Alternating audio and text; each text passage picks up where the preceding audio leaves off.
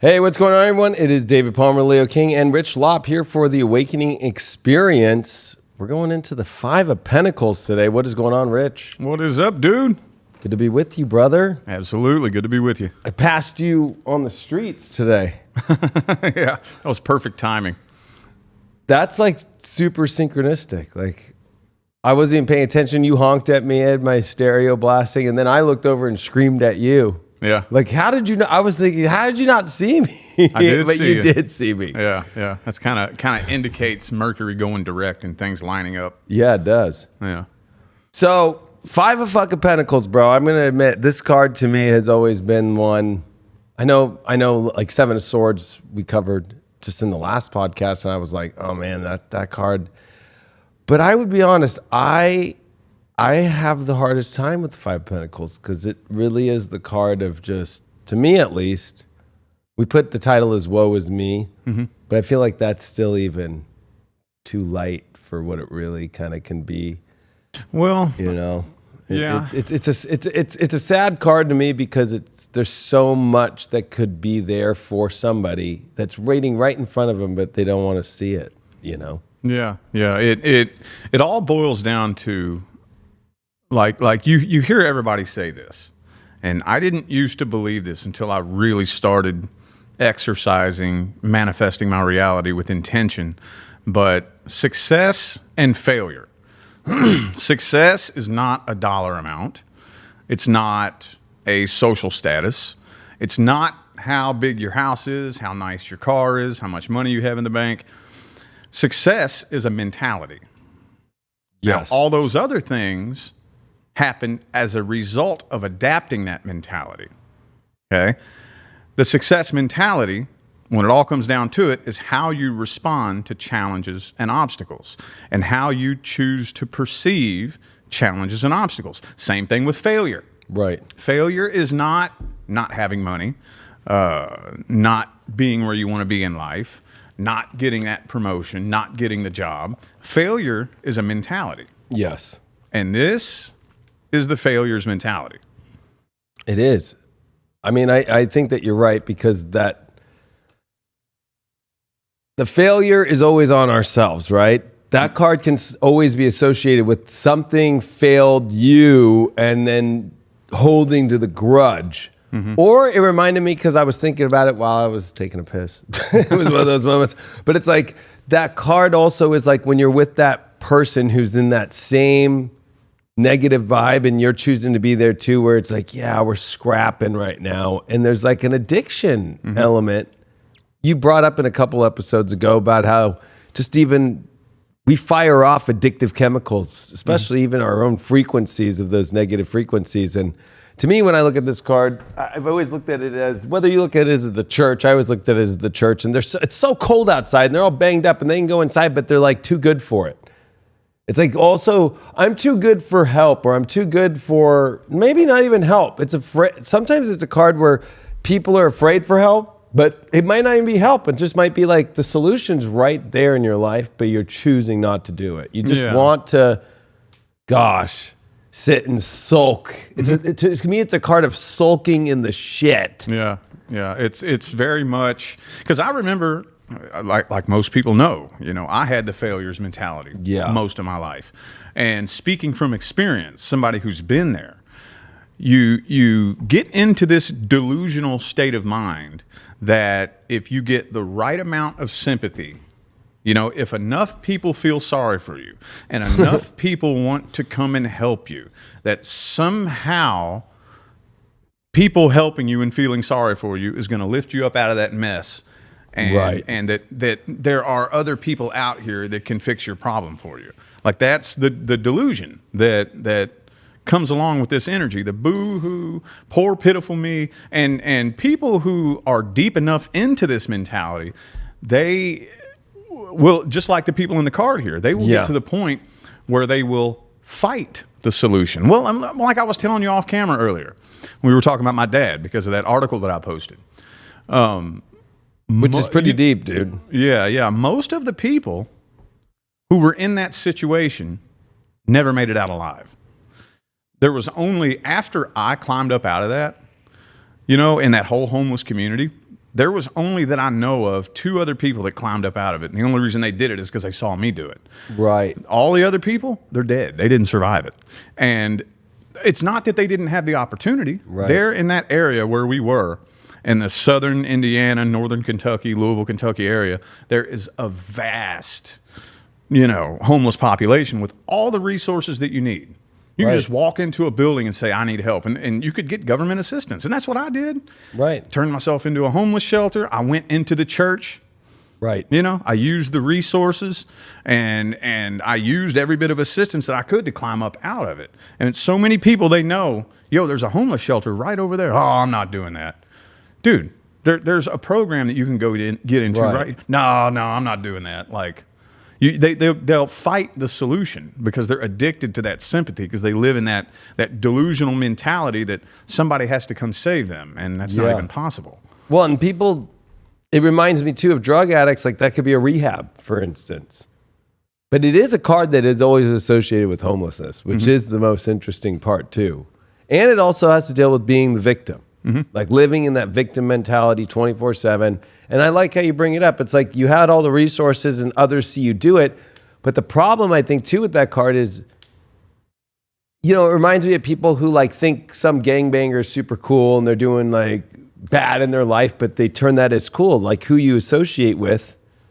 Because to me, whenever I see that person walking, one of them's really banged up. The other one's not, but it's cold. It's like cold, but they're just following each other. And it becomes the following card of the wrong energy. It's like, oh, because this guy thinks it's uncool to go get help, or because this guy's, he's sustained being a heroin addict for 20 years. And he's always saying, hey, that's for pussies going to rehab. It kind of reminds me of that too, of like sit in this sulking shit, but like turning it into something good. Because in their minds, it's almost kind of like, oh, look at that place. Yeah. Like, fuck that place. Yeah, and it goes back to what we were talking about in that one episode where you brought up what I mentioned in my all signs reading about being at rock bottom, and the question is, how long can you stay at rock bottom?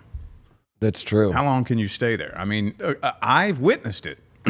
If you get addicted to rock bottom, you're not going to survive, period. No.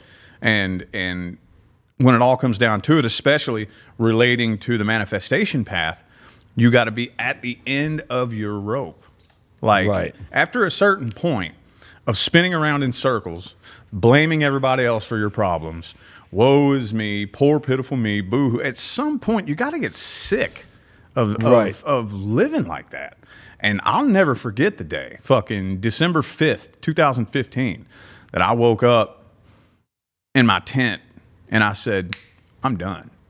Fucking done. I don't know where I'm going. I have no clue how I'm going to get there, but I walked for 20 miles. Started at 7 o'clock in the morning. The sun went down by the time I made it to the downtown area from where I was at the time. And some people, though, you watch them, they get addicted to being here. Yeah. They get addicted to it for... I don't understand how people... But, you just said something that really triggers that card, and it also is a card of sickness. And so if you think of the frequency that you're around or the energies you're around, it'll like make you sick. If you're in a place in your life where you constantly are, it's really a self-worth card. It's a card where it's like, I don't value myself enough, so I'm going to take every situation where I'm not valuing myself enough. Yeah. Like, and also it is a card because it also can deal with money, right? Like you feel like you're at your it's poverty. Like I'm at my financial low. And I can't ever get up from here, so I'm just going to continue holding that grudge, because there's a grudge with this card. There's a grudge of I'm sick, and I've, there's people who have cancer who it's the willpower because they know they can make it through. They think of their family. They think of themselves.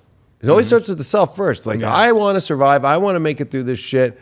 And then starting to think about the high values of all the people we have in our life and the beautiful life that we have to get out of it. It's also one of the only cards that's like in the snow, right? Like it's cold. Yeah. And that's a cold place to be. The colder you are energetically, and especially, I'm just going to bring up the homeless thing. It's like, you had said something to me, like you used to even if you had no money, you spent enough just to shave, just to be able to still try to be part of society and figure it out. Yeah. But it kind of reminds me of like people who just like, hey, I'm homeless or I'm not doing well. You need to give this to me because I'm in this place.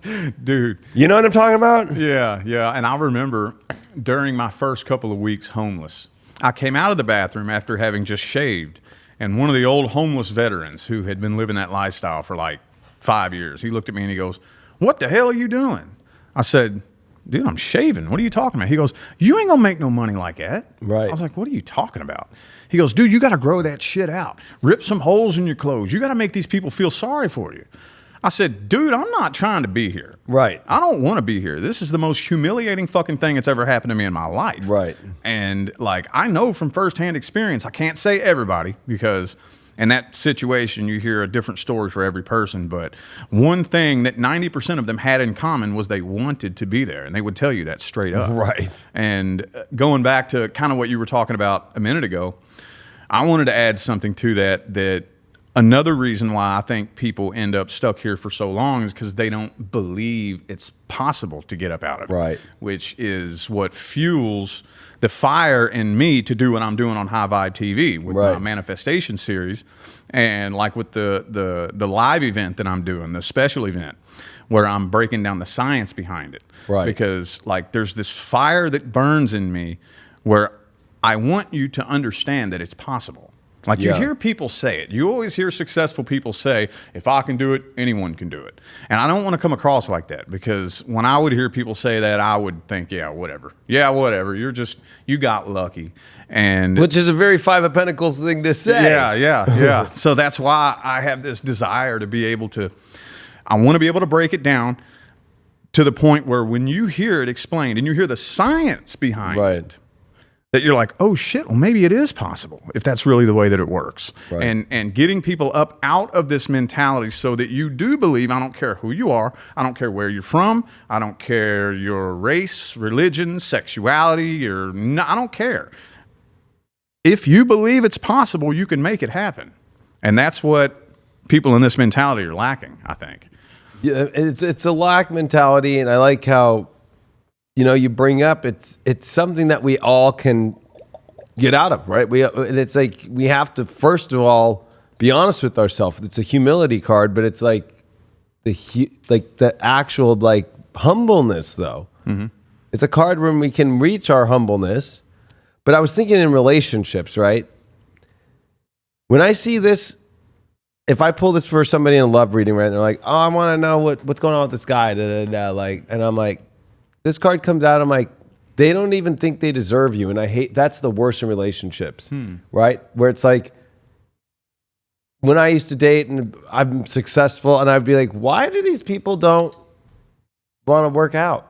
They're not on the same level of wanting to have a great life or whatever. They might say it, but they actually don't. They actually are still, it could be a card where you're still caught up in something that's blocking you from your greatest life. It might not look like this though. Yeah. That's the weird part about this card is like people all the time pull this card and they're wondering why. It's not like I'm out on the street. It's not like but I'm like, no, but you know, you want to have, let's say, a boyfriend and you want to have kids and all that, but you're still stuck with, no, I'm going to still stay at my parents' house where it's secure and it's safe.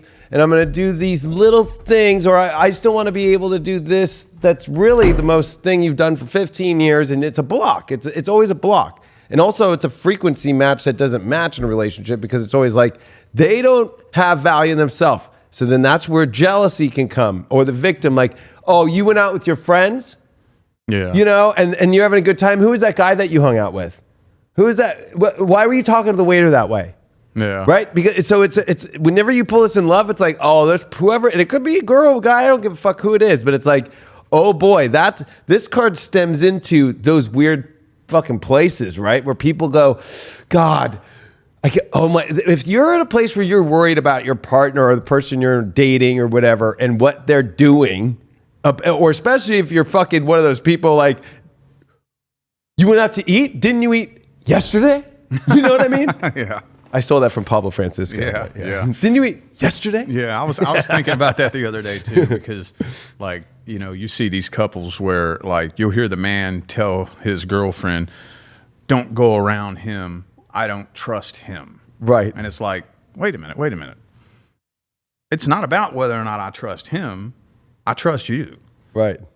To where even if he did try something, I know I'm safe. Right. You know, and that goes right back to that mentality of, well, I mean, actually, honestly, similar to that Seven of Swords energy that we were talking about, I think it stems back to childhood. Yeah. You know, when you're raised in a family where your parents are making you believe that money is this hard thing to get and you got to work your ass off for it and it's just so hard to get and this and that. And they put these limiting beliefs in your mind that, you know, nobody in this family's ever been good enough to be a millionaire, you know, and then you get those beliefs planted in your mind when you're a little kid, and then you grow up and you don't believe that you're good enough to make $100,000 a year.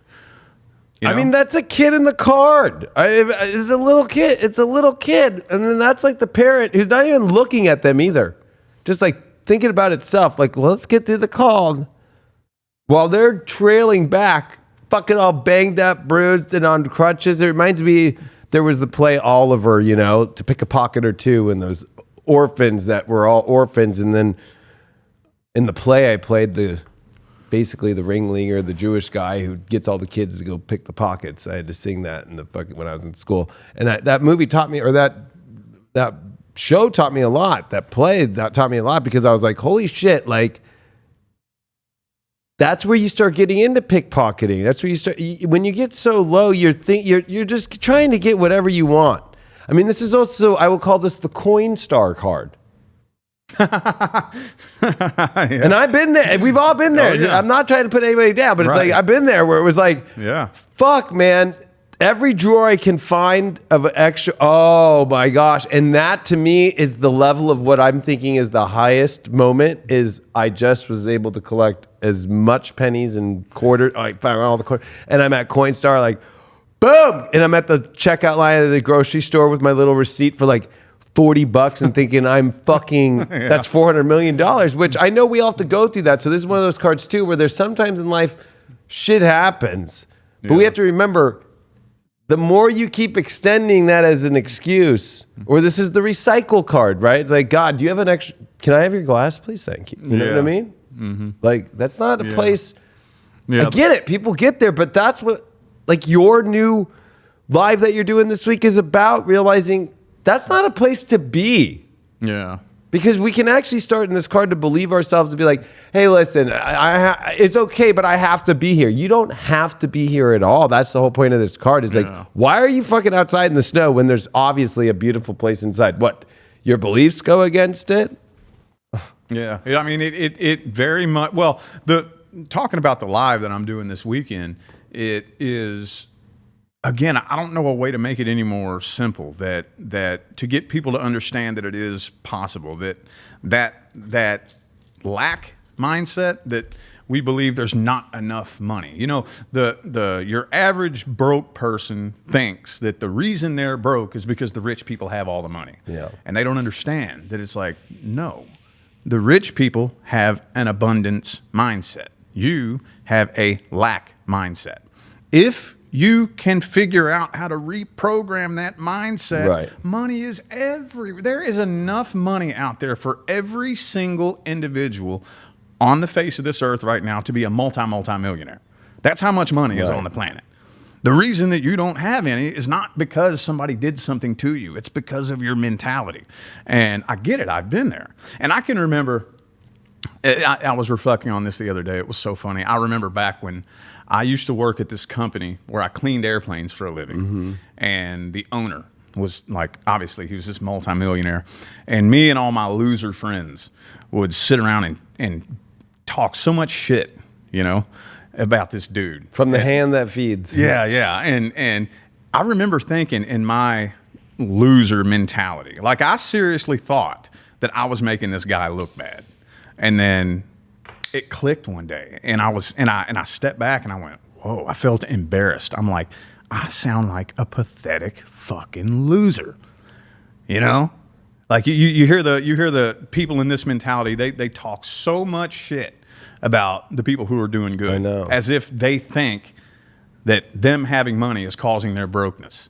Right. And I'll never forget that day the light came on. And I stepped back. I was ashamed. I was like, I sound like a pathetic fucking loser, because I was. You know? I mean, so this is going to be crazy, because this would also be Coinstar, the troll card, right? But like, it reminds me of, because the card that comes before this is the Four of Pentacles, where he just will not let go of that pentacle. And then when it comes to manifestation, you can't be in a place where I'm holding on to this because that's where you're going to get fucked over, and you're going to feel like it disappears, right? If you hold on to a person, a situation for your dear life and anything, it's never going to continue the maintenance of the manifesting. And I know that's what part of the science is that you're going to go in on your pay-per-view this Thursday, because it's like, how do you maintain this shit? Well, one is like looking at it from the cards and the basic, that Four of Pentacles, he just won't let go. And then it comes to this, and then the Six of Pentacles, that guy, when he has enough is when he's giving to these people, right? But he's also at a place where he can do the charity work, because you could see him with grace. There's a part about manifestation that has grace. It doesn't have this, woe is me, shitty place. Oh my God, if I don't find another extra quarter today, the Coinstar machine's out. Oh my God, I'm a victim again. You know what I mean? It's like, oh, that's where it just starts going bad, or especially in a relationship. It's like, God, it didn't work out. Now I'm out here in the rough. I'm out here on Tinder all day. Look at all these people. But, it's like, you're obviously saying, oh, I'm on Tinder, it's going to be shit. Yep. They're going to be a fucking player, and they're just going to fucking one night stand you because you're saying that, and that's what you deserve, because that's what you think you're only good enough for. Yeah. And that's exactly what we're going to be talking about on Thursday. Exactly. Not now. I'm not going to be breaking it down from a philosophical perspective. Right. I'm not going to be analogous about anything. We're talking about the fucking science. And yes, there is science behind it. It's just not mainstream science. It's very hidden and very suppressed science that you could call it luck, I guess, but on my path, I was blessed and cursed to end up connecting with people who are connected to people who have sat in the highest positions in the world. And they know the science. Oh, they do. There's science behind it. What's that? They know it all the time. They want people to be this. Coinstar, troll. And if you think of a troll, they're probably looking for their Coinstar right now, or they got money from somebody who died or their family, so they're like, I'm secure, and they're Four of Pentacling it. I'm okay, and I'm just going to be a troll. But this moment comes. Every troll out there, this is you. Yeah. Hey, they're the ones that need to hear this the most. I know. Because I can remember back when I was in that troll mentality, and I think I wasn't really on the internet back then, but if I was, I probably would have been a troll too. That loser failures mentality.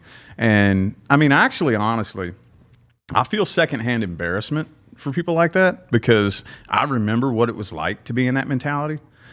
And I didn't realize at the time how pathetic it made me look. Like, I really thought I was making myself look good and making them look bad. And like, because I know the minute, if the light clicks on for those people, how stupid they're going to feel. Right.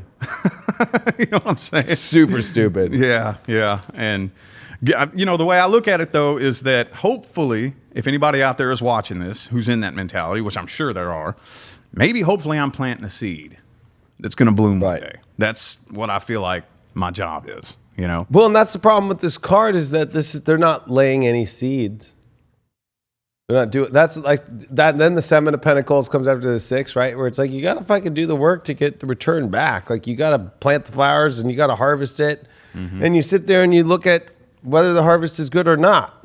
Sometimes you're going to do a lot of work and you're not going to get a lot back, but at least that got you to the place where, oh, I need to go this direction now. And it's like this, it's one of those things in life where I look at this card in so many different ways, because it really is that place where, to me, it's the roach card. I'm okay with being a roach. I'm okay with just scurrying across the bathroom floor. I'm okay with taking whatever, you know, whenever you go to, like in my life and through all the crazy life I lived and my drug life and everything, and, you know, you hang out with those people and it's just like, people just become to where it's like, they take like things in like stupid ways. Like it's like, you really, we're at this person's house and you're taking the glass out of their fucking thing. Yeah, I like that glass. I'm like, it's one of those cards to where it's like, you know, you're taking the lowest of the low and you like it. Like, it goes nowhere being a troll. It goes nowhere being a, you know, the Coinstar thing is because you're avoiding your greatness. Mm-hmm. It's the card of avoiding greatness, you know? And it's not so much about the church as much as the step to take out of this place, which is the most important step. So this is the card of the most important step to take because there's really no other place to go. It's the same. Everything outside, whatever that this window represents, that window represents the pentacles that could actually get you to a place. I think it's an interesting that it's a 5 card too. It's definitely a card that it's the middle number 5. Where you have to look and you have to perceive your life from 2 different sides, where you also have to actually realize that you're at a place where you can't just sit, you have to make a change because that's where the numbers change over to the other side of the numbers.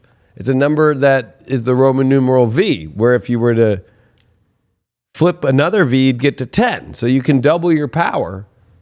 But people are too afraid to get into that place to double their power because whatever the excuse is, like I remember when I was on unemployment on Coinstar and then the unemployment ran out. And it was like, I said I was going for my dreams, but was I really? Or was I really just in my room still trying? And I see this a lot. A lot of people, I want to be in spirituality. I want to do this. And was I doing a video every day? No. Was I doing, right? But I was trying, but I was still feeling like the victim. I wasn't ready to take that full step into, you know what? I don't have to be out here like this. I have to go into, because it might not be a place. It might not be a rehab. It might not be it's a step within yourself to get out of that place where you're just frolicking with the trolls. You're frolicking also with yourself and then look around at the people, because this card definitely has like, look who's next to you. And you know, we've talked about it before, maybe a little, but whenever you're on your big moment of your spiritual ascension in your life, it always is a relationship that is the trigger to it that breaks apart. And that's what's hard is like, it reminds me of like a really amazing 3D relationship. But when you're about to go to your higher dimensional self, guess what? No matter how good you thought it was, love was, all that, if that frequency is not there, there's going to be some pain because it's not going to be in alignment. Yeah. They're going to throw that 3D at you all day. Like, you didn't get a shot. You didn't do this. But I thought of one more last thing, and we'll get your opinion on this. This is how people who did follow the last 3-year narrative looked at people who didn't. They looked at people like this. Yet the funny part was, it wasn't so. So the only time I've ever been able to look at this card and be like, you know, when you judge others for being a certain way, it's like, I can't believe the vermin. We were called vermin. Oh, They yeah. used that in World War II. We were called like, you know, you can't go to a store, you can't go to the grocery, you can't go to a bar. You know, like you're unvaccinated. Like everybody, they looked at it like, stay outside. Yeah. And that's what's twisted this card for me is like, sometimes the only time that this card represents, but it doesn't look like this, is when you're not going into a place that's against your values, but they're actually good core values. But mainly I think this card represents negative core values or not self-worth, because we wouldn't look like this. Yeah. You know what I mean? Yeah. That's a really loaded way to look at that card. I never even thought about it that way, because the fact that people would look at somebody like me as being that, like, in absolutely no way did I feel like that. Right, So, exactly. But that's what's so weird. Yeah, it is. It's very, very bizarre. And like I like that you brought up that it's like a relationship. It's like there's 2 people here. And yes, when you yourself as an individual get on a path to better yourself, most of the time, well, 99.9% of the time, when you start raising frequencies, the other person is not. So you make your way up here, separation happens by way of universal law, but it doesn't have to. Because if we could get enough people to understand how this works, if both of these people made that decision at the same time, they could both rise up out of it together. Yeah. There doesn't have to be separation. No. It's just that there are so many people so trapped in that mentality that, and in this day and age, it's still not very common for somebody to do the work to get up out of this. So most of the time, yes, if you're going to make a decision to raise your frequency, manifest abundance, whatever, you know, all the fluffy buzzwords, you're going to separate from people. You're going to separate from people. You might lose your job. Anything that is a part of your life that is not moving to the new vibration that you're going to with you will be pulled away from you. But when it comes to relationships, that doesn't have to be. It doesn't have to. It's just like that because so many people are too afraid to swallow the ego pill that comes along with getting out of this mentality. Like I can remember when I was homeless, you know, the ego, my pride and my ego. I didn't want to admit that it's my own bullshit that got me here. You know, I wanted to point the finger and blame everybody else, and it's the government's fault, and it's my boss's fault, and it was my manager's fault, and I wasn't raised right, and this and that. And after a certain point, I don't know. It got to the point where I just snapped and broke, and I finally said, you know what? I don't have any strength left to fight this. All right, fine, fuck it. I am my own worst enemy. You swallow that ego pill. But so many people are so afraid to swallow that pill that... It's an ego pill, but it also could be that ego mixed with, like, so many people I've known, and because women are the majority of people who watch spiritual content, they got that boyfriend or that husband who's on the couch, who's unemployed, and they're doing all the work, right? And like they're like, but he's sick, but really he might not be sick. He's just lazy, or he's whatever, or you know. And it's like, how do you think you're ever going to go anywhere? Just because you're doing the work and you're feeling like the good person, but you're still connected to like, I'm doing this because they can't do anything. Those are hard situations where it's like, was that part of your journey to just sit there and nurse a victim and continue to feed the victim? So it's a card to me of a troll, coin star, excuses.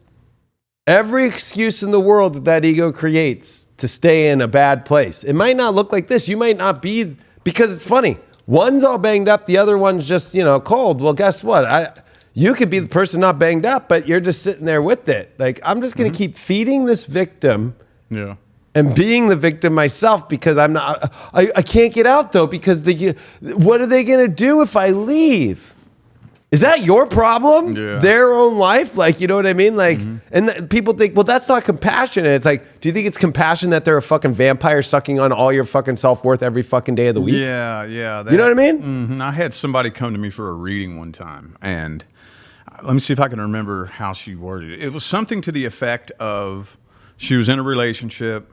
It was really toxic, on and off and on and off. He kept cheating on her and this and that and on and off. And she said something to the effect of this: I'm afraid to walk away because that would be not acting out of love.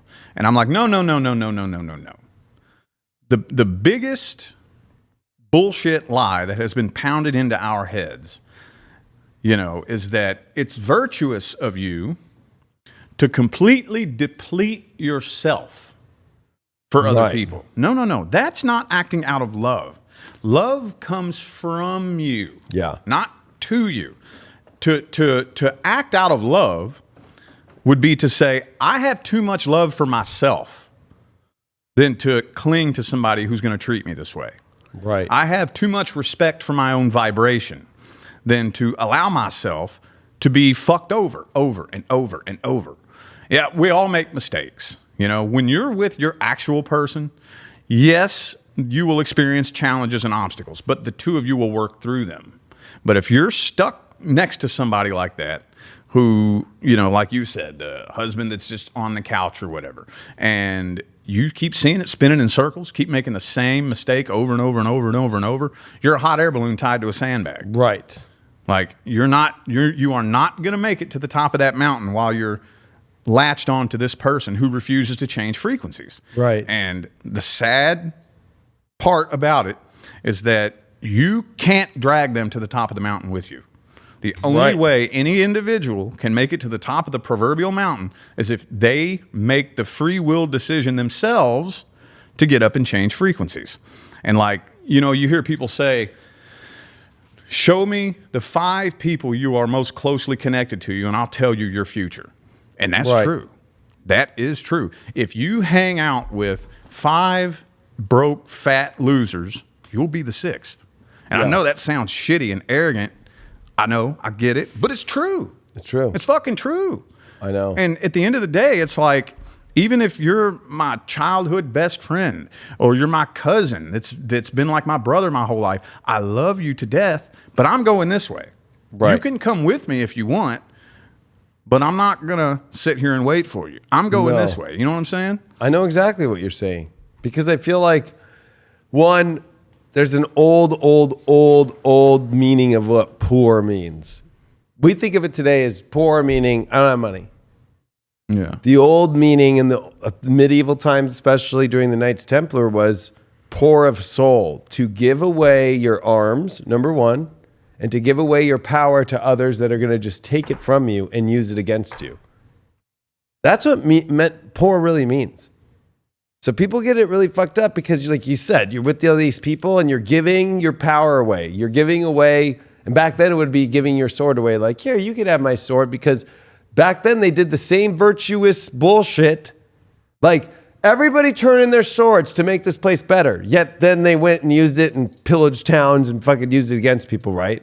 And it was also to have the hierarchy and the control of the power and the military. Believe it or not, the old term poor was about also to take control of the military and the centralized energy of power by making people feel like you need to do something virtuous and be poor of soul. Like, so this idea of poor is not some new thing, and poor isn't because you're just like some wench in a fucking blacksmith's, place playing with the pigs. Mm-hmm.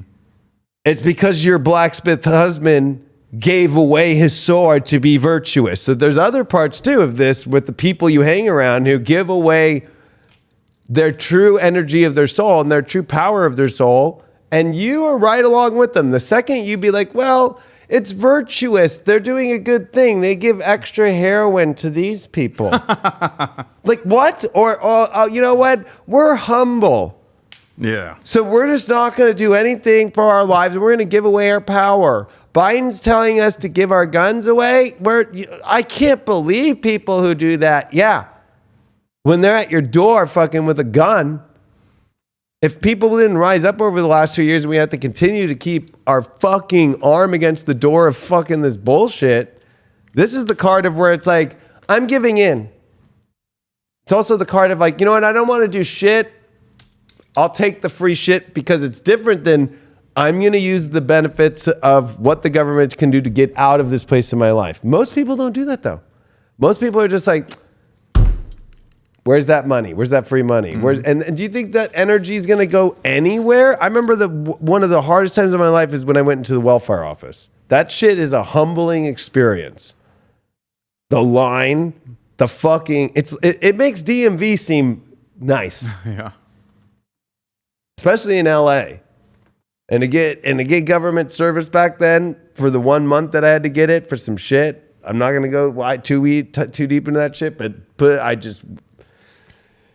that was the fucking gnarliest experience of my life going, I am never going to go fucking back here. So sometimes this card could pop up and be like, hey, sure you want to be here? Well, yeah. So it's kind of sometimes a test card where it's kind of like, are you sure you want to be here in your life? Like the universe will put you in those positions where it's like, are you going to be poor because you're going to choose to be? It's a choice. Poor is a choice. Yeah. Like I said at the beginning, it goes back to a mentality. Success is a mentality. The success mentality means how you respond to challenges and obstacles. Yes. Like there's 2 different ways to look at your experiences in life. Okay. Paranoia, which is the belief that everything that happens to you is turning you into a victim, and it is happening to oppress you and hold you down. And then there's the antidote to that, which is pro-noia, which is the belief that everything that happens to you is happening to benefit you. Right. And whichever one you choose to believe, you're right. Yep. If you believe that this thing happened to you to oppress you and hold you down, you're absolutely fucking right. That's exactly what it is. And that's exactly what you're going to experience. But if you believe that this thing you're going through is happening for you, you're right. Watch. Right. I tell my clients this shit all the time. Don't drive yourself nuts trying to figure out how. But whatever you're going through right now, take a step back and say, okay, all right, universe, I don't know why you're doing this, but I'm trusting that you're doing this for a reason. Dude, you know, something weird happened to me when I was homeless. I don't know if I told the story on another podcast or not, but one day I had just finished eating lunch at one of the soup kitchens where they fed the homeless. Right. And I was walking back to the bridge. It was about a 3-mile walk, and I'm kicking rocks down the street, you know, just taking my time. And then this car pulls up next to me. I swear to God. He rolls his window down and he goes, "Hey, you're going to be so successful. One day you're going to be driving around in a limo with a chauffeur driving you around." I said, "What?" And he rolled his window up and drove off. And for the first time ever, I went, you know what would be fucked up? What if he was right? For the first time in my life, I opened that door in my mind.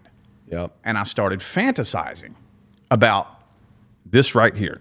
Me telling the story of how I went from being homeless to being successful. Right. And at the time, I didn't realize what I was doing. I didn't learn this until later on down the line. That what I was doing was I was connecting to that version of myself out there in the quantum field who was successful. And I was connecting to that future version of me.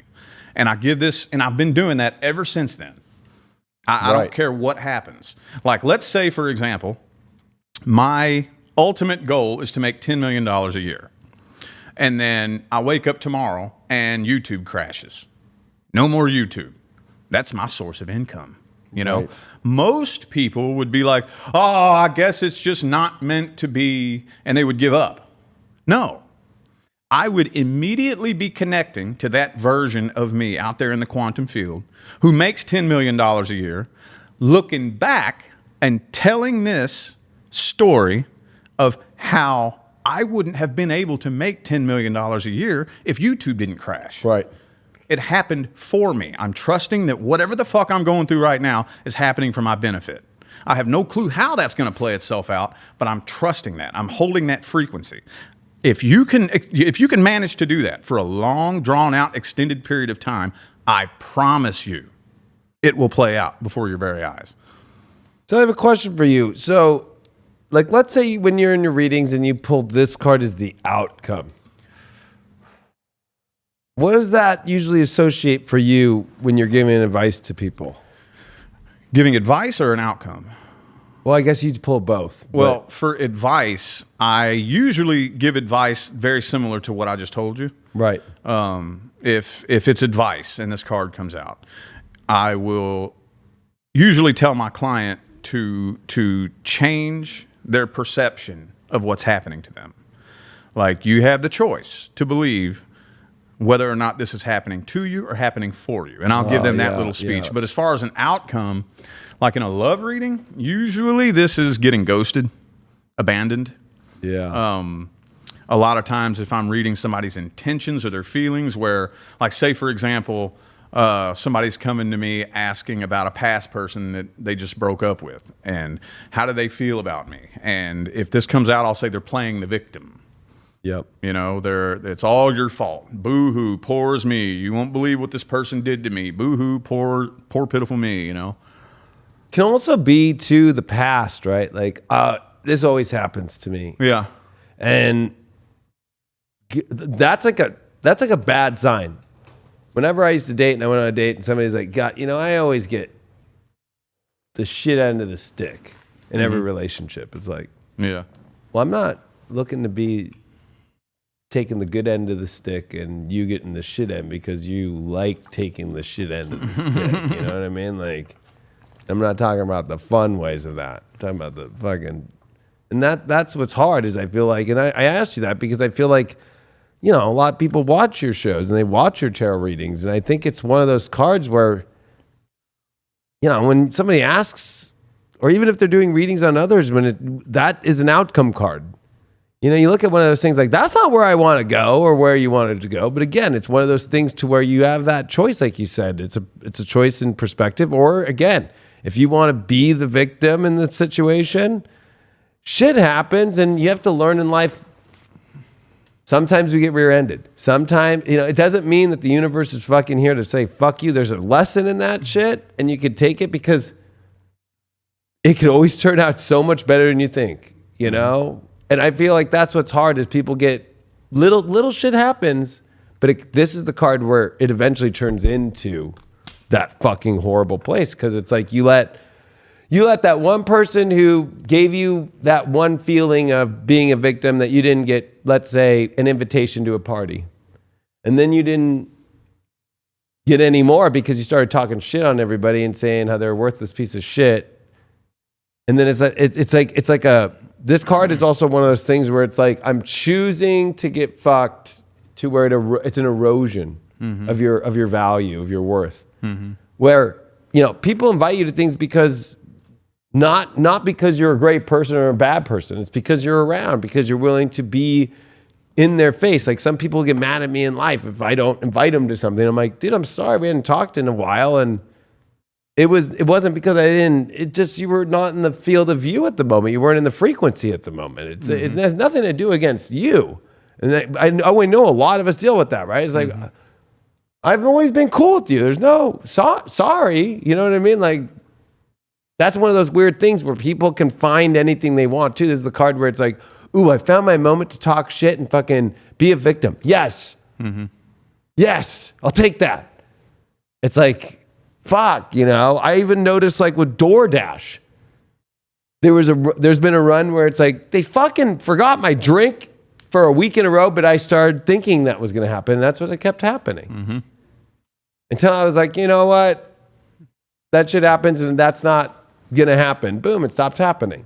I know that might sound stupid, but it's those little tricks that you have to start using in this path, because it's like, if you just start being like, every time I go to 7-Eleven, they don't have fucking Slurpee machine working. Every time I go to McDonald's at 11 p.m. and I want a milkshake, the milkshake machine is broken. And you know what's crazy is that was a nationwide manifestation. Oh, wow, yeah. Because then McDonald's had to make a big thing like, we won't, like they got in trouble. Like, yeah, we're fixing the machines to make sure they work at night. It's really because the employees were lazy and they didn't want to have to do the cleanup and all that shit. Like I used to call them out and be like, I see it right there. Your employee is on break eating an ice cream cone. And you're telling me that you guys don't have any more?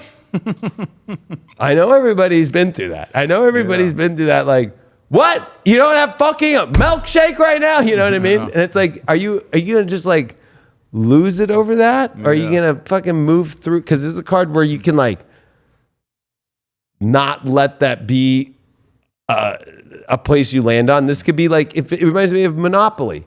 The fucking troll coin star. You can buy that and put a house on it if you want, but I wouldn't. I'd just keep passing by. You know? Yeah, that's the reason. Well, and now what we get to is breaking out of this. Yes. And that is like the post that I did on High Vibe the other day, which, by the way, for those of you who aren't on High Vibe, one of the coolest fucking things about it is it's like a social media platform. I thought that was cool as fuck. Yeah. So I made this post about how to do affirmations the right way. Right. And that's what helps you break up out of this. Is that a lot of people when they hear affirmations, I've had people tell me, well, I try to do a couple of affirmations every now and then to assist. And that's like saying, well, I went into the gym the other day and lifted weights a couple of times to try to make my muscles grow a little bit bigger. It's like, no. Affirmations is like going to the mental gym. Yeah. That's what will break you out of this, because this is it's a pattern. It's like a thought that creates an emotion, and the emotion creates a thought, and the thought creates an emotion. It's like a wheel that has momentum. And then that manifests a situation that resonates with your belief, and then the situation reinforces the belief, and it's like this wheel that keeps rolling. And you have to stop that pattern, like what you were saying. Oh, every time I go to 7-Eleven, we got to stop that. Right. And that's what saying affirmations will start to do. It'll stop that because your brain literally will wire itself to think that way. And when I say literally, I'm talking from a neuroscientific perspective. The connections in your brain will wire themselves to think like this. And then when your brain is wired like that, of course, you're just going to manifest situation after situation after situation. And that's where coming in and doing affirmations the right way becomes really important. Because you don't just say, I am worthy, I am successful. Oh, nothing's happening. That's right. That would be just like a 400-pound man doing a couple of jumping jacks and then going, well, fuck, I'm still fat. You know, you're having to retrain the neurochemistry of your own brain. Right. So saying affirmations, whatever little affirmation that you want to say, instead of saying, oh, this always happens to me, switch it to something else. And you got to do it all day, every day. All the time. All day, every day. And it took me, I remember when I first started doing that, I went from, because my favorite thing to tell myself was, I'm a worthless piece of shit. Because my grandfather, who raised me, would always tell me, you're a worthless piece of shit just like your father. And I'm not playing the victim. Cool, whatever. But the fact of the matter is that thought burned itself into my subconscious mind as a kid, and I would tell myself that. And then when I think I told you all this story on another podcast, but when I heard Dr. Joe Dispenza saying that the universe has no choice but to hand you evidence that supports what you believe, and the only thing a belief is a thought that you think over and over until it burns itself into your brain. So I started saying, whoa, wait a minute, let me try this out. So I started saying, I am successful. And I had to say that for like 10 straight months before I am successful became a belief. And I made 6 figures the following year, you know? So breaking people up out of this mentality is what we have to do. And how do you do that? Well, and I'm going to use like a very basic analogy. It's like gasoline. I don't go to Arco. It's the cheapest gas. Yeah. You go there. The fucking is packed to the nines because everybody's trying to save a fucking. This is where the dark has created and how you can break out. If gas is 50 cents cheaper at another place, but you notice it's a shitty gas station. You can't even wash your window. Have you ever noticed that by Arco? They don't put anything out there. Plus, they have to promote it as top tier gasoline. Obviously, it's not. Where they're trying to say they made it in the qualifications at the most basic level. It's shit. But if you think about it in your head, it's like, okay, most people on average get 10 to 15 gallons, right? So they're like, they won't go to the Chevron that's got the actual good gas. They don't even have to claim top tier because they're above top tier, right? It's 50 cents more, but the store is nicer. There's not a bunch of people in there who are struggling for money, who are begging for money at the gas station, right? Yeah. What's the funny part is when you think of that 10, 15 gallons and it's 15, 25, 50 cents and you add up that 10, you're saving like $3 going to the shitty place, getting the shittier gasoline, going to the worst experience. Yeah. Fucking in a line, like Costco gas. Yeah. Who in their right mind waits in the line and burns the same amount of gasoline? Yeah. They're burning the same amount of gasoline that they would have fucking not been burning if they would have gone to a place that would have been a lot nicer. To me, that's where it starts. When you get out of that, you know what? I'm going to take the cheap paper towel. I'm getting the CVS brand. Yeah. Oh my, it's not going to work good. Definitely don't want to try and wipe your ass with CVS brand fucking paper towel if that ever fucking happens. You don't. You're going to have to go buy fucking something to put on your ass, some aloe vera on top of that. Like to me, it starts with those little things. And I know it's hard, but on my manifesting tour, it was like of my life, which continues. It's a tour. It's a journey of a tour that never ends. Every time I fucking take on, you should be scared of doing it. That's how you know to do it. Yeah. Yep. It's when you go, I don't want to be scared. I'm just gonna, you know what? I'm gonna take that cheap, shitty person's online class who's selling it for seven cents. Yeah. You really think you're gonna get anything out of it? Like, you know, it starts right there for me. It's like that's where it got me out of that shit. And all my friends, people I know that are super close to me, why do you buy the better brand? I'm like, because it's better. Why would you waste that extra money? But every time I look at it, it'd be like, I just got engaged. Do you think I just went and bought a cheap fucking ring? No, I had that shit custom made because it represents the value I have to her. That means the universe is going to provide that she's a valuable person. Yeah. It's one of those things that people just are, they're not realizing why they can't get ahead because it starts at the gas station. And then if you don't have a car, it starts with the shoes that you choose to buy to walk in. Yeah. It starts with the fucking most stupid little shit. I'm going to take the shitty thing. Dude, you know the one that kills me? And this is new to me because I'm a new California resident. People who will walk out of the grocery store carrying all their items with no bags. Because here, for those of you who don't know, here in California, you have to pay 10 cents 15, for every... I think it's 15. 10 or 15, well, I think it's 10 cents for every bag at the grocery store.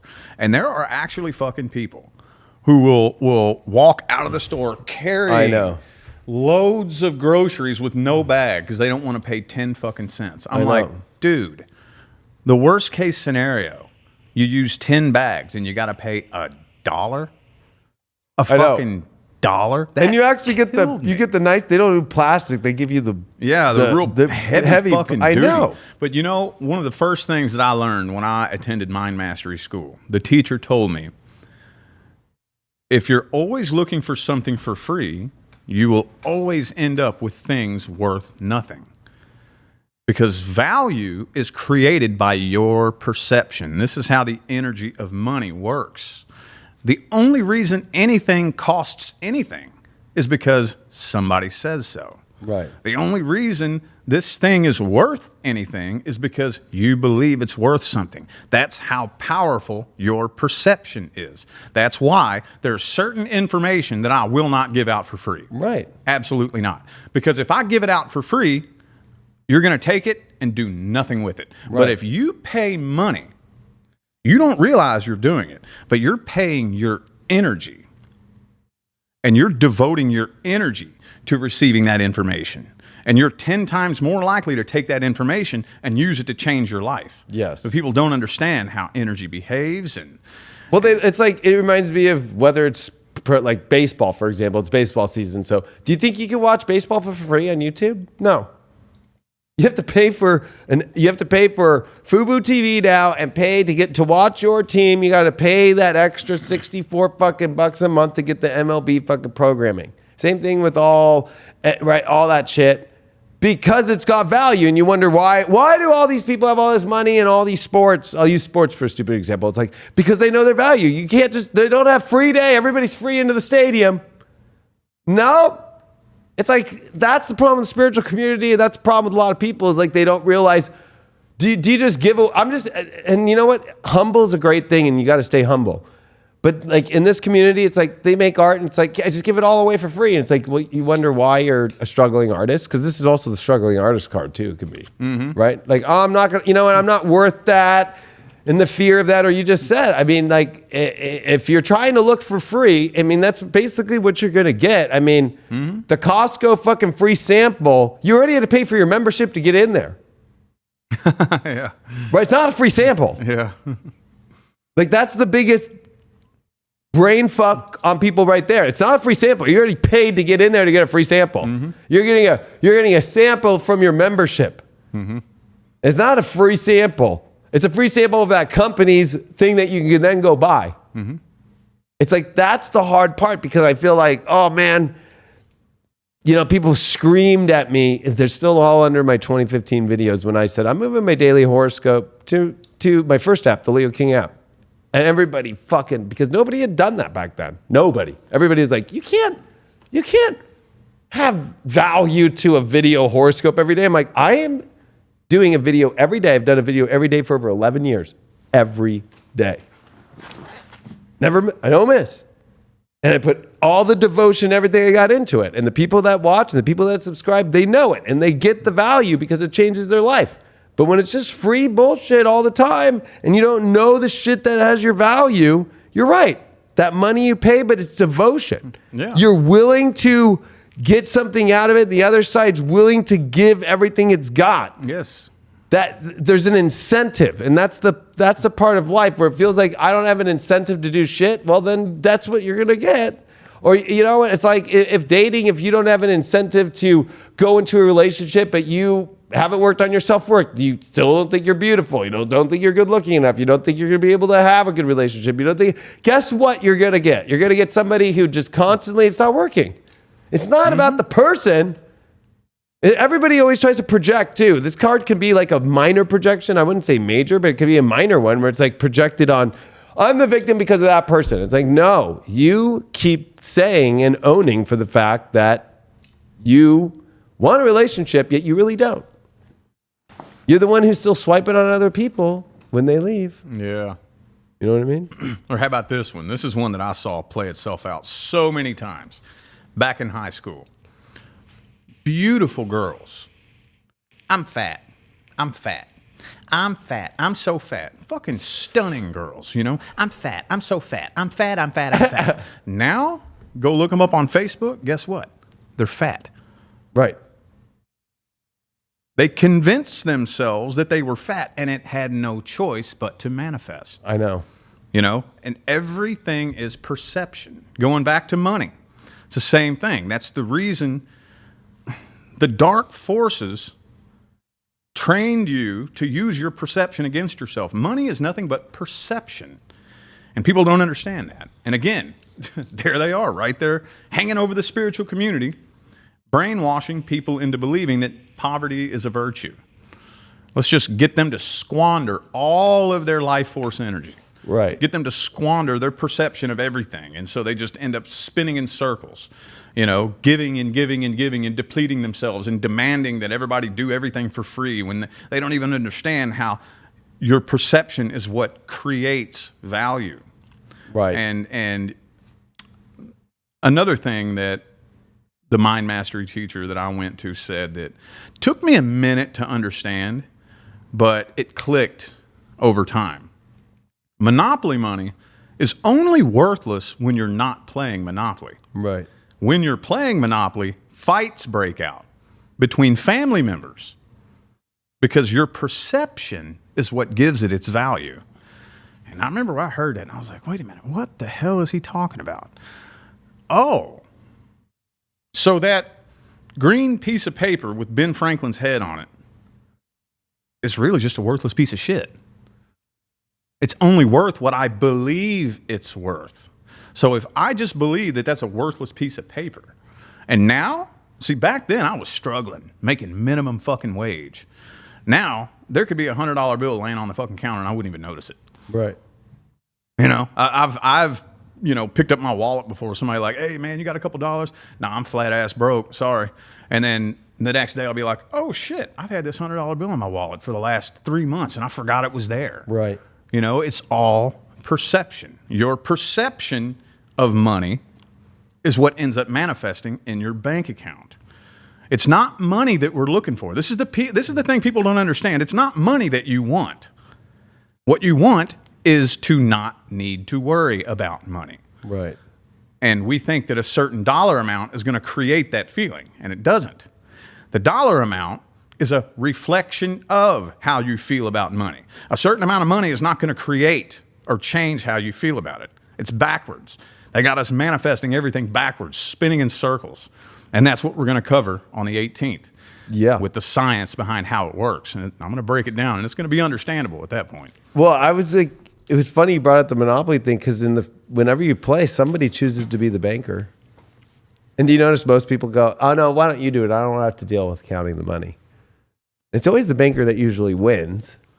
Some people, of course, accuse them of cheating, but no, it's because if they're the whole time not focused just on the game, but, oh, I'm dealing with the money.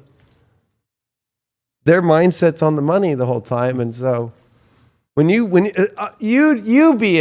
the great person. That's what most people do. You be the good person in the world. I like to watch. I want to watch you be successful. And then when it gets to a point to where I become this, I will love to be the troll. Yeah. I will love, that's where the fights break out. I love to be the troll once. I loved watching you until you triggered me. Until you're doing better than me. This card's a trigger too. I'm going to just stay triggered as fuck. And that's the hard part. When you brought up, especially when girls think they're fat or when dudes think that they're fucking worthless, right? Mm-hmm. Like I can't, it sucks. I've had great friends, but when they'll look at me and be like, dude, the cars you have, I can't believe you have this. I'm like, get out of that fucking mindset. Yeah. Like, what the fuck? Like, every time I hear back from them too, they're in the same, but yeah, I'm still, still doing this. It's like, when you brought up, it's not about chasing money, because it's not. I'm not chasing, I'm visualizing what I need to combine on top of what is necessary to keep building and growing the life that I want to manifest. It's not like I even think in dollar amount. It's like, we need a stage, we need those cameras, we need this, I just need to get this. And we're getting that. It's not even if. There's no ifs. Yeah. There's zero ifs. If I was able to get this amount of money, then I would get this. There is no if and then. Mm-hmm. This is what we are getting. This is what is happening. This is what's going to happen. This is what I'm having. This is what's going to be going on. This is what we're building towards next. There is never a moment where it's like, is the app not going to keep expanding? Am I going to keep not updating it? I've had an app since November 2014. It's coming up 10 years next year. Which blows my mind because to me it feels like shorter than that. But I'm like, man, to maintain an app for that long, to be where it was at when it was ones and zeros to input a video, and to where it's at now with a full social media community, like you said, like that wasn't because I was needing some dollar amount in my head. There wasn't no dollar amount to the community. There was no dollar amount to integrating into Apple TV apps or anything. It's going to happen. And I'm manifesting, I'm creating it. So for me, it's just like, I need, and it's not about unnecessary things. Mm-hmm. I feel like when it's like, the phone broke, need a new phone. I'm not worried about, am I going to be able to get a new phone? Yeah. When I used to be, right? It's like, need a new phone, need this broke, okay, here, fucking guess what? The only thing in commercial real estate you have to pay for is everything except the roof. What? In commercial real estate, the landlord doesn't pay for anything except what happens on the roof. That includes the air conditioning. That includes every fucking thing in this place. Everything. Fire system, all the sprinkler systems in here go out and they have to be checked every year, and the fire department has to. If it's broken 1 year, $1,500 for that one gauge, and then $15,000 to replace two sides. Do I play this? Losers play this shit. You're a loser if you play this. Oh, I can't go anywhere. I can't. Try paying $15,000 to replace some fucking sprinklers because they got old. It's not even mine. I don't even own the property. Welcome to fucking Manifest Town. Like, you don't trip. You go, all right, I'm going to figure that out. Mm-hmm. It's like fucking people are that low right here when you're flipping on fucking, I can't afford fucking the neck. Oh my God. You're that card. I'm sorry to say, if you're at that place where you're like, you're having a hemorrhoid every day, squeezing so hard to live your life of shit. And then you're using your CVS toilet paper, or not even worse, you're using your Arco, and then they don't even have paper towels up front. So you go inside and then you take it from them and then you wipe your ass with it. Yep. It's all a mentality. I can remember when my wife and kids were living in this little 1-bedroom apartment. And then we upgraded to that 3-bedroom. We was like, well, we need a house. And then all the lockdowns happened at that point. So we couldn't get anywhere. And we ended up lucking into that house in Vegas, $3,000 a month. Well, we were paying $900 a month for this little teeny little apartment. And at the time, I didn't know if I could afford that. But yeah, that scared me a little bit. I was making like $3,000 YouTube checks. All right, well, fuck it. Let's do it. So the minute we moved in that month, $10,000 YouTube check. Yeah, exactly. Bam. You make that leap and the universe follows behind you. It's the only way it works. Yeah. And you kind of seem to have like a natural manifesting mentality. See, I had to learn all that shit that you just said. I had to go learn how to reprogram all that. And that's what I've dedicated my life to teaching people how to do, is to go from this to learning what's the first step that I take in unwiring my belief systems out of that lack mentality. And that's what I'm teaching on High Vibe, is how do we get out of that step by step by step by step, you know? And well, because there is that spiritual science to it. I think for me, honestly, to be honest, I'm an astrologer, so it was like my chart said this is what I'm good at on how to manifest my life if I take risk, and astrology teaches that spiritual science in the most beautiful way. So it's like, oh, I just have to do this and this and this. This is what my chart says. This is what the astrology says. This is it. And astrology teaches me too. It's like, this is a time that the focus is over here. It's not over there. Right? So it's like, yeah, you know what? It might be nice to go. Some people think, oh, all you do is buy things for fun. It's like, no. It's like, there's times when it's like, yeah, go buy all these fun things. And then, oh no, this is a time in my life I'm supposed to be manifesting, like right now. My life is like shutting down race teams and stuff for the moment because I'm bringing in a child. Which that's a scary thing, but I'm taking the risk and updating this and upgrading in my life in these areas. And so I think it's one of those things, whether you know astrology or not, it's like those moments where it's just like, you just have to stop for a second, look around and be like, this is what I'm creating and this is where I'm going. And to me, it was really easy when it was like, because I went from homeless, broke, poor, unemployed, right, to daily YouTube videos and doing readings. And I remember that leap of faith when I was literally in New Orleans in a fucking hotel for the United Astrology Conference, and I was doing readings, and I was working the conference. So I was working 18 hours straight. And I remember when I get back on the plane home, which I only had a one-way ticket there, I had to get enough money making readings. I have 8 days in New Orleans, which I did, to get the plane ticket back. And I'm like, I don't even know where I'm going when I get back. But those moments of leap to where when it was like, oh, I'm going to then go get a place eventually. And I was on a Walmart money card. I was too. You know, like using PayPal, the Walmart money card. And then to pay my rent, I would go to I lived in Hollywood. So it was like, I'd go to the check cashing place. And I'd literally go to the ATM every day and pull out as much as I could and then save that cash to go get a cashier's check at the cash checking place to get for rent. Before I even had there was no bank account. I had no bank account. Mm-hmm. But it was like, I remember taking on payments of like the first brand new truck to this. And every time I went, I remember when I reached like $3,400 a month for a car. And I went, oh yeah, no big deal.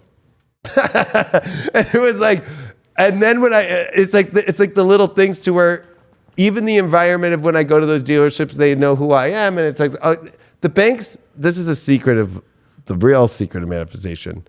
You should never have to show what you make to get the highest the shit. So people don't believe me, but I have not had to show my tax returns, my bank accounts.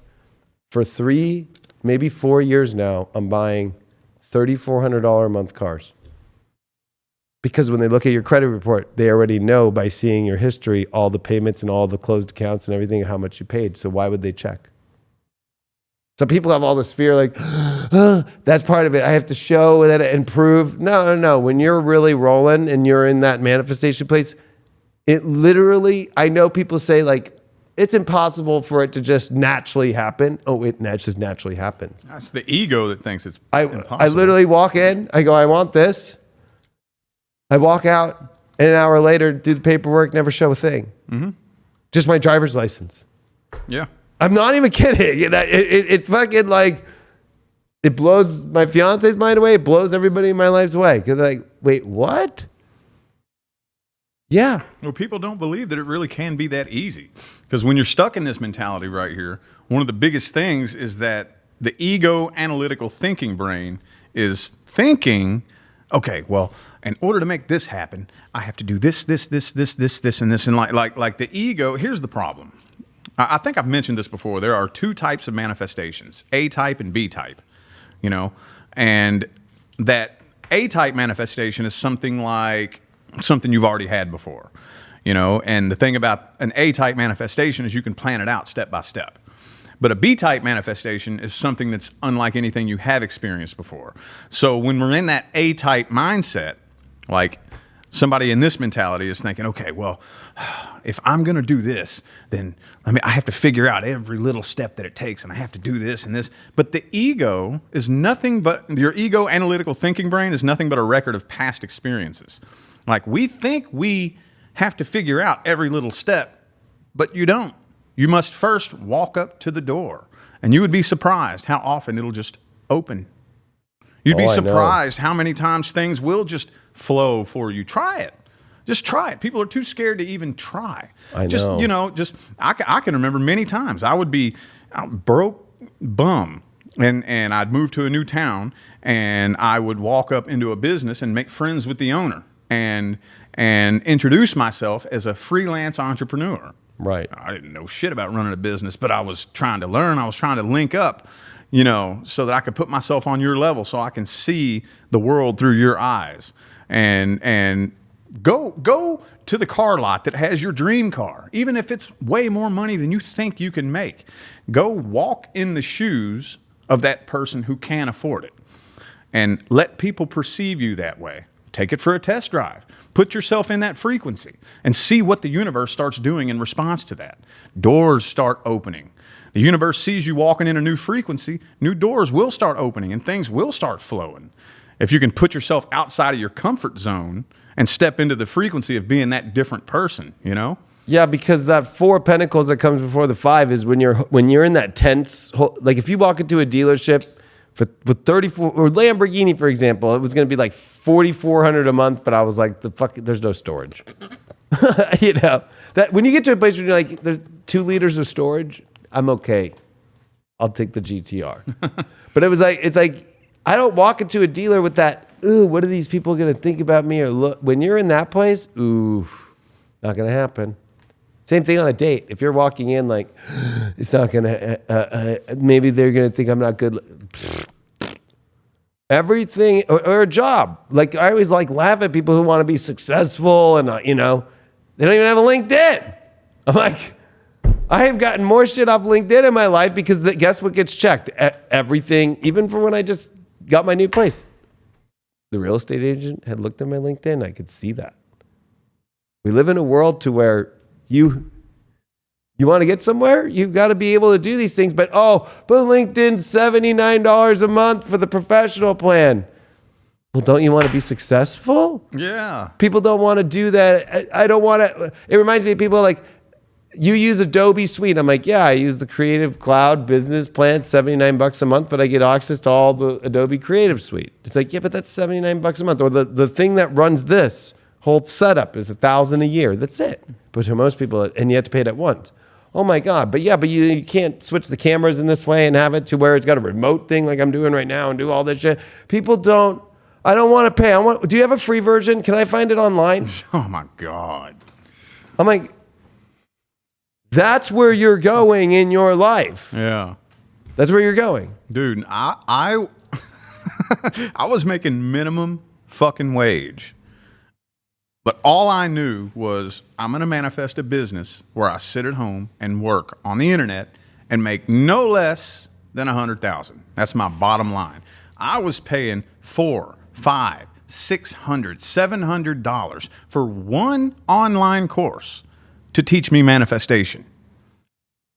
I'm scrubbing cars at a car wash for tips every single day. I'm going into work not knowing if I'm going to make enough tips to eat dinner that night. But God damn it, I'm going to manifest a 6-figure business. So I'm paying that $400 fucking dollars. I'm scraping up every last penny that I have. Right. Because I'm going to learn how to manifest my fucking dreams. I'm paying $400, $500 for one online course. You know, and people are worried, oh, I don't want to, oh, do you have a free, you get the free version? I don't want to pay $10 a month for High Vibe TV. You know, I don't want to, oh, I can't pay, you know, and it's just like, dude, that mentality is never going to get you anywhere. And how the hell do you get people out of this mindset? Well, they have to want it. They have to want it. I mean, my approach is like not belittlement, but being of such high worth and reminding people like, you could be here, but have fun with your shitty life. I mean, that's been the way I've been, people, but I also am a moon and Taurus, so I'm based. I'm based.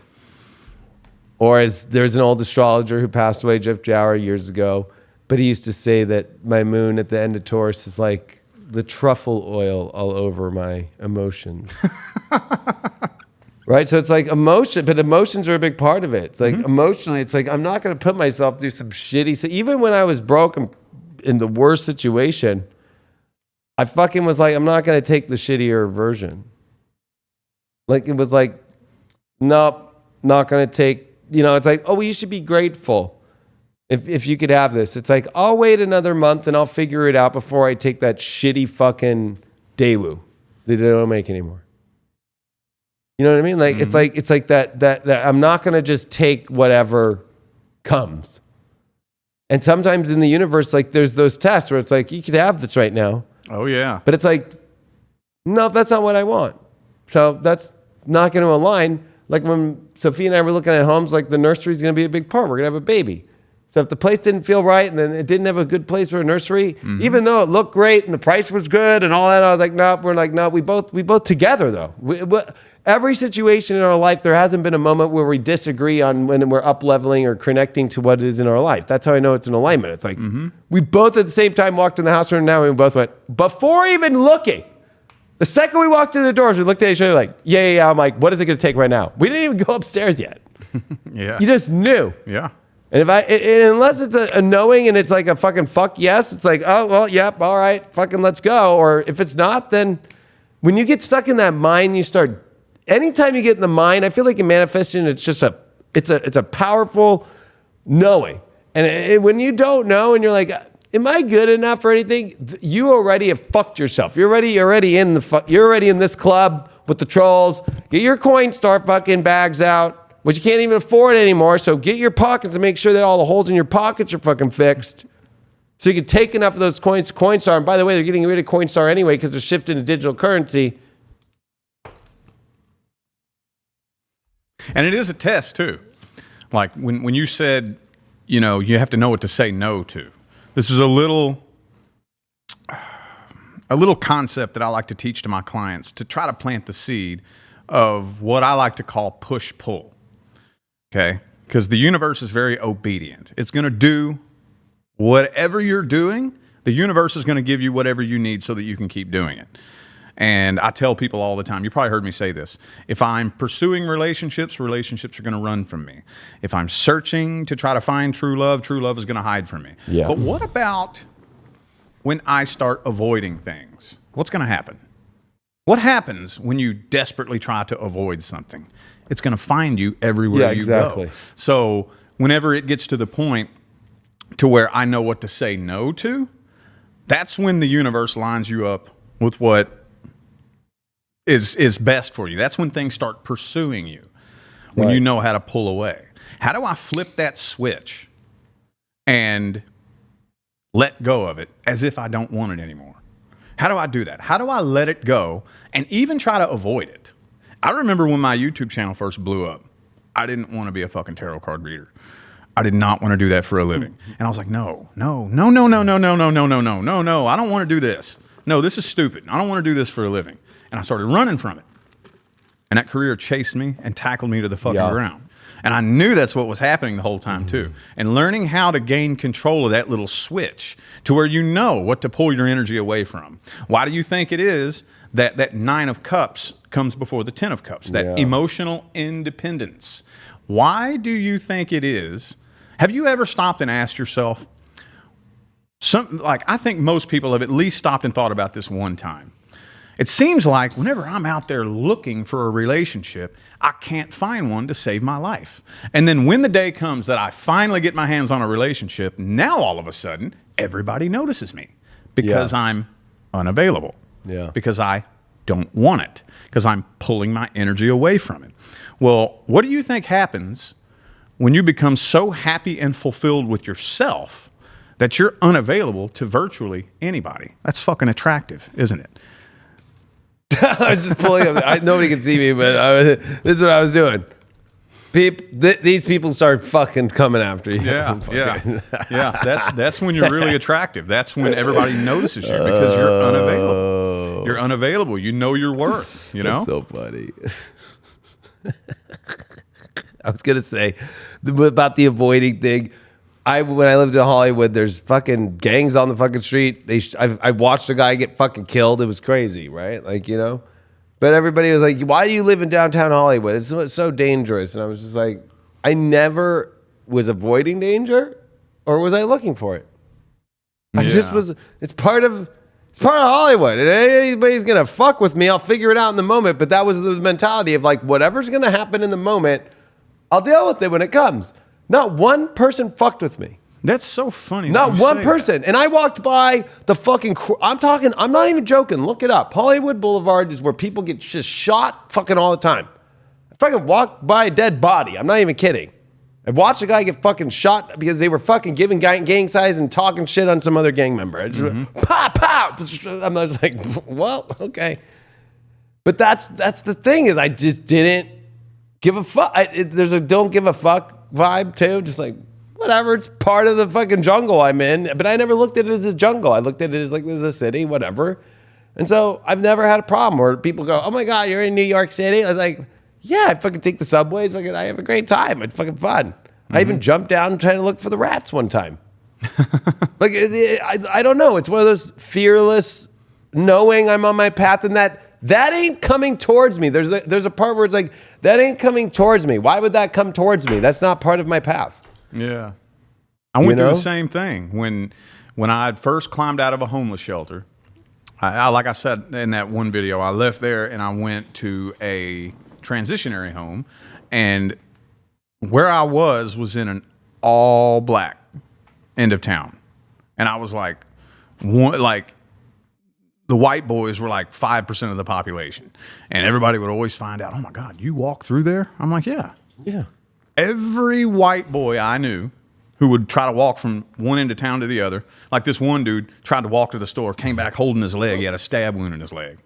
They're like, dude, you walk around there by yourself and you're white? And I'm like, yeah, I'm not scared. Like, I'm literally not scared. Right. You know, I'll say, what's up? How you doing? Nobody fucked with me. But every white boy that would walk through there would try to go to the store, come back with a stab wound, a black eye that got jumped and robbed. I walk through there. It's exactly what you just said. It's like animals. People go, oh my God, like the animal's going to attack me. It's like, yeah, animals know right away. Bees know right away. They smell your fear. They smell your fear. People who are afraid of cats. I know you and I are cat people. Yeah.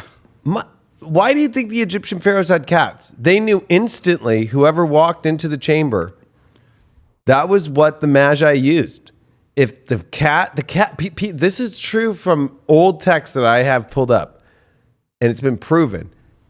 Nobody's allergic to cats. Cats use their dander on people that they know aren't good in the heart. And I've proven it many times through my own personal experience of dating people. If they were allergic to cats, they had troubles in here. That's going to be a fucking real.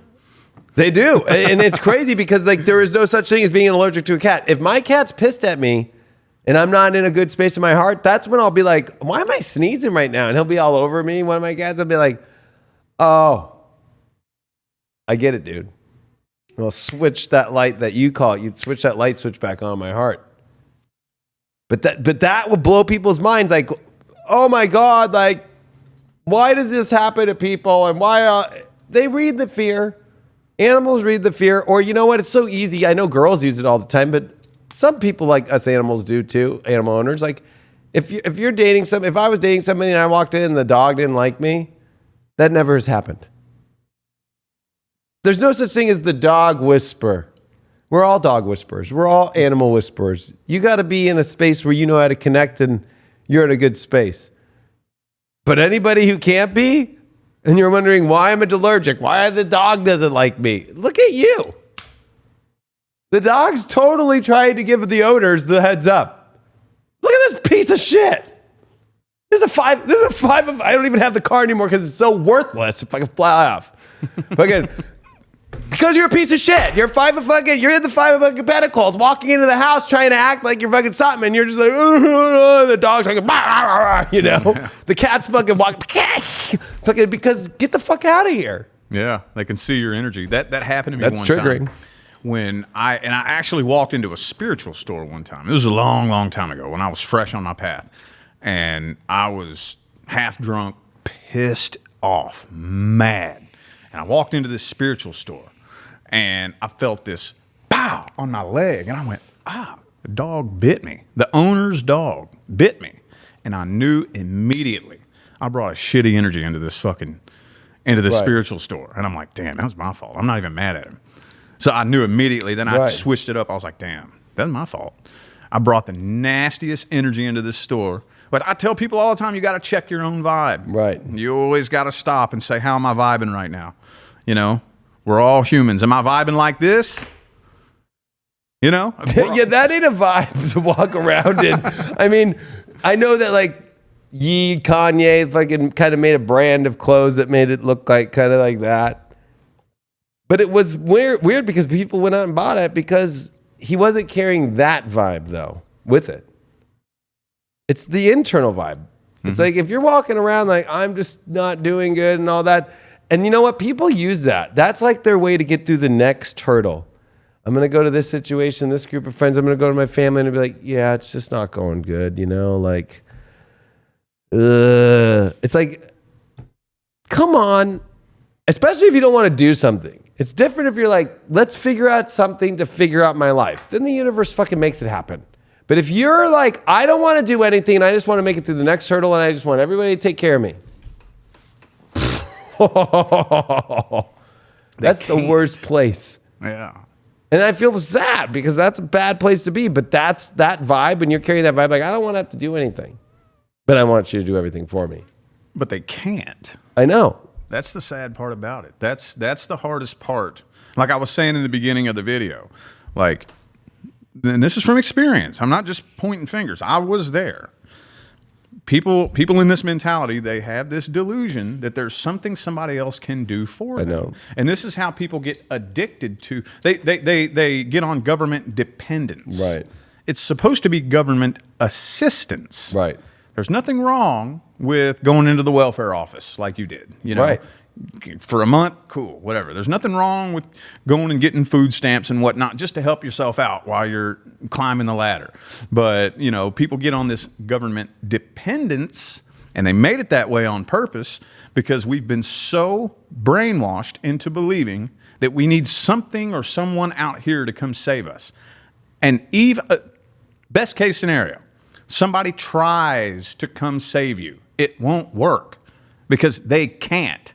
I know. And this delusion, this sad, heartbreaking delusion that there's somebody outside of you who can save you, that has to come to an end. Yeah. It has to stop. But there's a big difference, like the big show that you're doing on Thursday. It's different in life when you're ready to do the work and step up to another level. They're not going to save your life, but they're going to help you and it's a together thing about moving into something different. And I think that's the main point is like not together and playing woe is me. That is the worst place to be when you're around those people and those things. And then you're both looking for saviors that aren't going to, no savior is going to save you. A savior in the construct is just somebody who's going to help you be better within yourself. Yeah. And especially, I mean, that's Christ's message, right? People that are really into Christ, right? It's like, he's not saving you. It's what you have to work, you have to do to save yourself. Yeah. To be saved. Yeah. It's not, you know, it's like, I'm going to be a piece of shit. And then by the end of my life, right before I die, I'm just going to say, God forgive me. And then I go to heaven. Like that, you know, like that's what a lot of people think. Yeah. And unfortunately, that's not how it works. Like, you know, it's like, you know, and to me, it's more universal. It's like the universe is like, oh, you just wanted to resist the universe. You didn't want to go with abundance. The earth is abundant. The universe is abundant. Everything in our life is full of abundance everywhere we go. It doesn't matter what the politics are. It doesn't matter what the fuck's happening. Money's never gone away. Whether it was shillings, whether it was fucking gold and silver, whether it was fucking dollar, whatever the fuck, a continental money, it's always going to be around. It's never going to disappear. There's no such thing as all money disappears. That's never happened. Never will. The whole world's just going to disappear. Not going to happen. Never will. So it's like, that's the place where I think it's important for people like you brought up as we close this, especially that awesome, the science of manifestation. It's on High Vibe TV. Just can go to the watch section, see Rich's section, or go, you have your own page too, which is on your YouTube and all your socials and so forth. Yep. To get access, it's on Thursday. It's at 2:30 p.m. Pacific. He's going to be going for an hour doing it, and then a Q&A that's live afterwards. So looking forward to that, and always looking forward to the next one, man. Absolutely. Absolutely. So let's get this show on the road. Let's do what we can to at least plant the fucking seeds. You know, that the only thing that somebody like me or him or anybody can do is plant the seed. At the end of the day, it's up to you as to whether or not you want to put water on it, take care of it, shine light on it, right? Nurture it, do the work so that it blooms, you know, because unfortunately, the good news is, yes, it is possible to manifest anything that you want. The bad news is, no, it's not just going to come knocking at your door. Yes, you got to do some work. And yes, there is a big part of that journey that does suck. And when I say that, I'm not trying to be negative. What I'm trying to do is shine light on the shit nobody else wants to talk about. Because all anybody else wants to do is pander to the audience, because they're afraid that if they talk about the things people don't want to hear, then the audience is going to get mad at them and leave mean, shitty comments. And I don't give a fuck if you leave mean, shitty comments. That doesn't scare me. Like, I want to shine light on the whole path because I want you to understand it. Yeah, and I mean, the Six of Pentacles is what comes after. So even if you manifest it, it will always lead you, whether you chose a path of a career or so forth, where you got to do that Six of Pentacles, where you're doing service to others in some way. Yep. Like that always will be the path of the true abundance anyway. So it's not a life where it's just like, well, I got a good job. It's like, well, okay, you can have that, but are you doing something with the earnings and all that to do something better for humanity, or at least help? Or that's where philanthropy can come in for people who take other paths like that, or doing something where you're helping others. If you're not doing something that isn't helping others, it ain't going to go well. That's the other weird part, but that's when we get to that card and so forth. So looking forward to being here in High Vibe and producing this awesome event. It's going to be super cool. Find it. highvibe.tv, click on watch on the Rich Lopp, or all the links that'll be on his page or down below in this video. Looking forward to it. Always looking forward to being here with you, Rich. Absolutely. See you all in the next one. Adios. Later.